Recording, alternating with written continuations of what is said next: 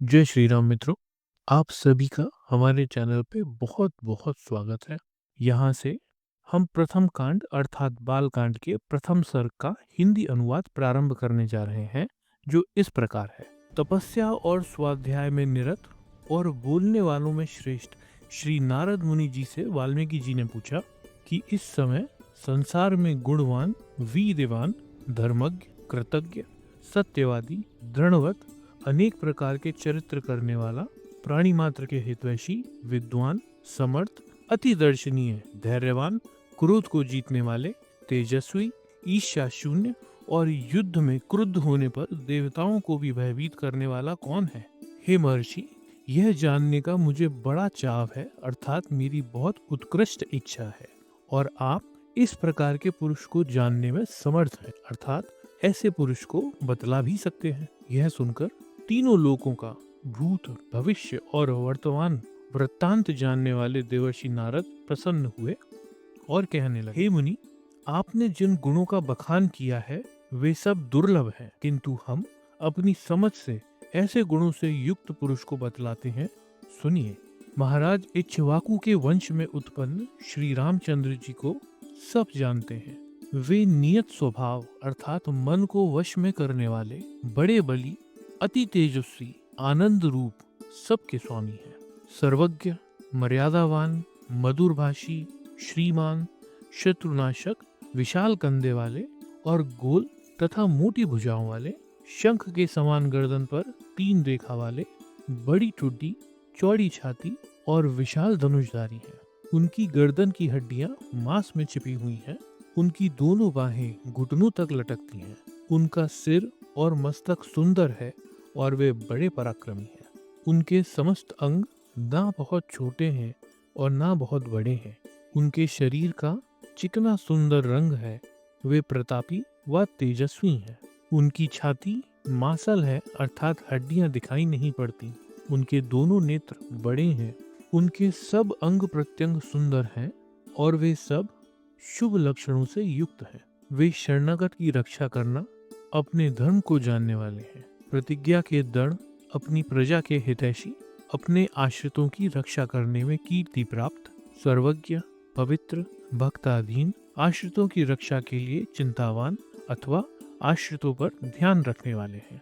वे ब्रह्मा के समान प्रजा का रक्षण करने वाले, अति शोभावान, सबके पोषक, शत्रु का नाश करने वाले, अर्थात वेद द्रोही और धर्म द्रोही जो उनके शत्रु हैं उनका नाश करने वाले, धर्म प्रवर्तक, स्वधर्म और ज्ञानी जन के रक्षक, वेद वेदांग के तत्वों को जानने वाले तथा धनुर्विद्या में अति प्रवीण है। वे सब शास्त्रों के तत्वों को भली भांति जानने वाले हैं। अच्छी स्मरण शक्ति वाले, महाप्रतिभाशाली, सर्वप्रिय, परम साधु, कभी दैन्य प्रदर्शित ना करने वाले, अर्थात बड़े गंभीर और लौकिक तथा अलौकिक क्रियाओं में कुशल हैं। जिस प्रकार समस्त नदियां समुद्र तक पहुंचती हैं, उसी प्रकार सज्जन जन उन तक सदा पहुंचते हैं, अर्थात क्या अभ्यास काल के समय, क्या भोजन काल में उन तक अच्छे लोगों की पहुंच सदा रहती है। अच्छे लोगों के लिए उनके पास जाने की मनाही कभी नहीं है। वे परम श्रेष्ठ हैं। वे सबको अर्थात ब्राह्मण, क्षत्रिय, वैश्य, शूद्र, पशु, पक्षी, जो कोई उनका हो, उनको समान दृष्टि से देखने वाले और सदा प्रिय दर्शन है। ये सब गुणों से युक्त कौशल्या के आनंद को बढ़ाने वाले हैं। वे गंभीरता में समुद्र के समान, धैर्य में हिमालय की समान, पराक्रम में विष्णु के समान, प्रिय दर्शनत्व में चंद्रमा के समान, क्रोध में कालाग्नि के समान और क्षमा में पृथ्वी के समान है। वे दान देने में कुबेर के समान, सत्य भाषण में मानो दूसरे धर्म है। ऐसे गुणों से युक्त सत्य पराक्रमी श्री रामचंद्र जी हैं। ऐसे श्रेष्ठ गुणों से युक्त प्यारे तथा प्रजा के हित को चाहने वाले ज्येष्ठ श्री रामचंद्र जी को प्रजा की हित कामना के उद्देश्य से महाराज दशरथ ने प्रीति पूर्वक युवराज पद देना चाहा। श्री राम के अभिषेक की तैयारियां देख महाराज दशरथ की प्रिय महिषी कैकेयी ने पहले पाए हुए 2 वरदान महाराज दशरथ से मांगे। एक वर में श्री रामचंद्र जी के लिए देश निकाला और दूसरे में अपने पुत्र भरत का राज्याभिषेक।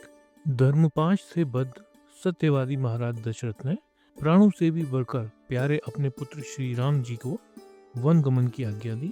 वीरवर श्री रामचंद्र जी पिता की आज्ञा का पालन करने और केके को प्रसन्न करने के लिए पिता की आज्ञा अनुसार वन को गए। माता सुमित्रा के आनंद को बढ़ाने वाले स्नेह और विनय से संपन्न श्री लक्ष्मण जी भी श्री राम जी के पीछे हो लिए। दोनों भाइयों को जाते देख श्री राम जी के प्राणों के समान सदा हितैषिणी राजा जनक की बेटी साक्षात लक्ष्मी का अवतार और स्त्रियों के सर्वोत्तम गुणों से युक्त श्री सीता जी भी श्री रामचंद्र जी के साथ वैसे हो गईं जैसे चंद्रमा के साथ रोहिणी। इन तीनों के पीछे दूर तक महाराज दशरथ और पुरवासी भी गए। श्रृंगबेरपुर में पहुंचकर गंगा जी के किनारे श्री रामचंद्र जी ने रथ सहित अपने सारथी सुमंत को भी लौटा दिया। धर्मात्मा श्री रामचंद्र जी निषादों के मुखिया अपने प्यारे गुह से मिले।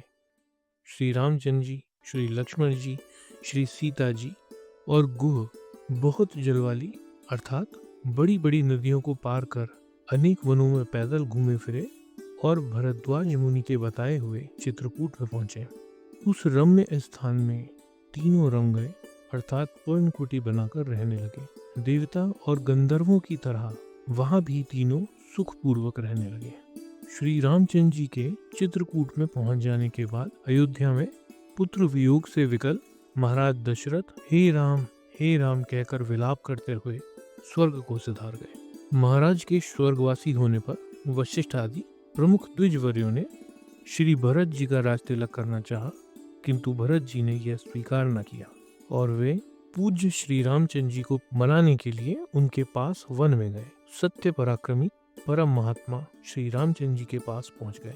उन्होंने अत्यंत विनय भाव से प्रार्थना की, हे राम, आप धर्मज्ञ हैं अर्थात यह धर्म शास्त्र के ज्ञाता हैं। बड़े भाई के सामने छोटा भाई राज्य ग्रहण नहीं कर सकता, अतः आप ही राजा होने के योग्य हैं। किंतु श्री रामचंद्र जी के द्वार अत्यंत प्रसन्न वदन अति यशस्वी होने पर भी उन महाबली श्री राम जी ने पिता के आदेशानुकूल राज्य करना स्वीकार नहीं किया। राज्य का कार्य चलाने के लिए भरताग्रज श्री राम जी ने अपने खड़ाऊ भरत को दे दी और अनेक बार समझाकर भरत जी को लौटाया।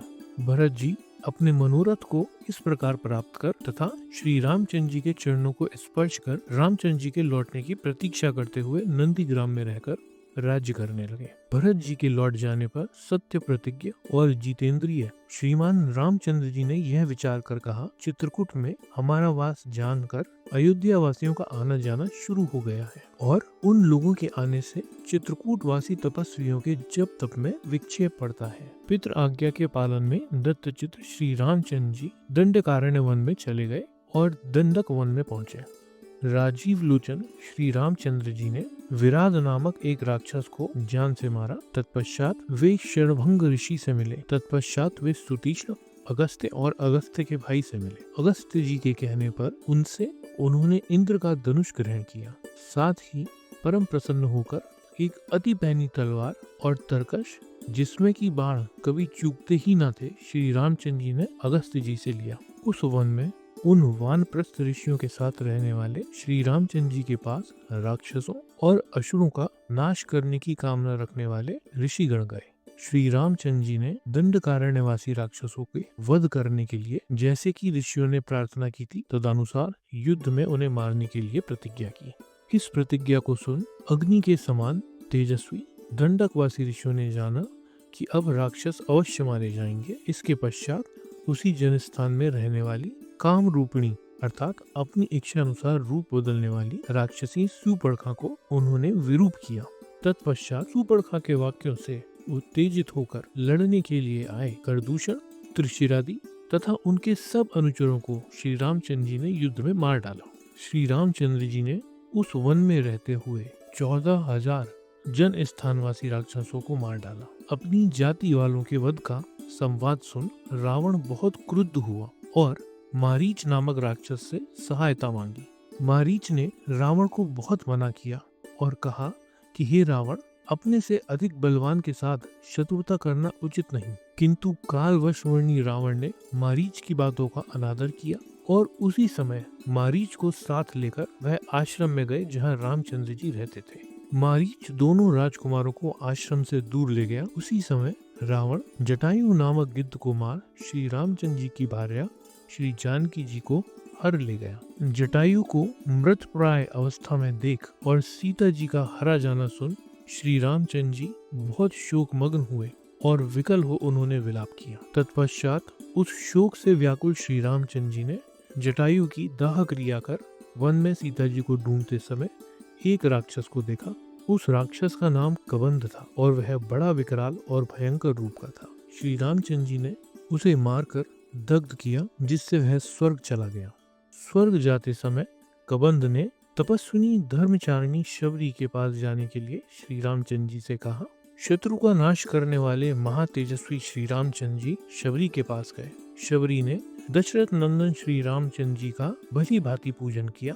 पंपासर के समीप उनकी भेंट हनुमान नामक बंदर से हुई और हनुमान जी के कहने पर श्री रामचंद्र जी का सुग्रीव से समागम हुआ। पराक्रमी श्री रामचंद्र जी ने आदि से लेकर और विशेषकर सीता जी के हरे जाने तक सब हाल सुग्रीव से कहा। वानर सुग्रीव ने भी श्री रामचंद्र जी का सारा वृतांत सुन और अग्नि को साक्षी कर श्री रामचंद्र जी से मैत्री की। तदनंतर वानर राज ने श्री रामचंद्र जी से दुखी हो बाली के साथ शत्रुता होने का संपूर्ण हाल कहा। उसे सुन श्री रामचंद्र जी ने बाली के वध की प्रतिज्ञा की। तब सुग्रीव ने बाली के बल पराक्रम का वर्णन किया। सुग्रीव को श्री रामचंद्र जी के अत्यंत बली होने में शंका थी, अतः श्री रामचंद्र जी की जानकारी के लिए दुंदुभी राक्षस के बड़े लंबे शरीर की हड्डियों का ढेर जो एक बड़े पहाड़ के सामने था, सुग्रीव ने लंबी भुजाओं वाले श्री रामचंद्र जी को दिखाया। उसको देख महाबलवान श्री रामचंद्र मुस्कुराए और पैर के अंगूठे की ठोकर से हड्डियों के उस ढेर को वहां से 10 योजन दूर फेंक दिया। फिर एक ही बाण 7 ताल वृक्षों को छेदता हुआ पहाड़ फोड़ रसातल को चला गया। तब तो सुग्रीव का संदेह दूर हो गया। तदनंतर सुग्रीव प्रसन्न हो और विश्वास कर श्री रामचंद्र जी को साथ ले गुफा की तरह पर्वतों के बीच बसी हुई किष्किंधापुरी को गया। वहाँ बहुत पीले नेत्र वाले सुग्रीव ने जोर से गर्जना की। उस गर्जना को सुन महाबली बाली बाहर निकला। तारा के मना करने पर बाली ने तारा को समझाया और वह सुग्रीव से आ भिड़ा। श्री रामचंद्र जी ने इस बीच में एक ही बार से युद्ध करते हुए बाली को मार डाला। तदनंतर श्री रामचंद्र जी ने किष्किंधा का राज्य सुग्रीव को दे दिया। तब बंदरों के राजा सुग्रीव ने वानरों को एकत्र कर उनको सीता जी को खोजने के लिए चारों ओर भेजा। तब संपाति नामक गिद्ध के बतलाने पर महाबली हनुमान 100 योजन चौड़ी खाड़ी समुद्र को लांग रावण पालित लंकापुरी में पहुंचे।